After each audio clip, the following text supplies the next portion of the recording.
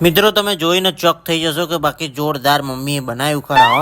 સૌથી પહેલાં કેરી લઈ લેવાની છે, તેની અંદર દેશી રીતે મસ્ત દબાઈને રસ કાઢી લેવાનો છે અને થોડાક ટુકડા બારીક કાપી લેવાના છે, તેને સાઈડમાં મૂકી દેવાના છે। જો આ રસ તૈયાર થઈ ગયો છે, પછી મસ્ત કઢાઈમાં ઘી નાખી દેવાનું છે અને અંદર હલાવી દેવાનું છે મસ્ત રીતે, અને પછી સોજી નાખી દેવાની છે। સોજી નાખ્યા પછી કાજુ બદામ પણ નાખવા જરૂરી છે। મસ્ત પાછું હલાવી દેવાનું, થોડું પાણી એડ કરી દેવાનું છે અને પછી પાછું હલાવી અને પાછું થોડું દૂધ એડ કરી દેવાનું છે અને પાછું હલાવવાનું અને 3 ચમચી ખાંડ નાખવાની। જો તમને વધારે ખાંડ ગમતી હોય તો તમે નાખી શકો છો અને ગેસ ધીમો રાખવાનો, નકર બળી બધું ભડકો થઈ જશે।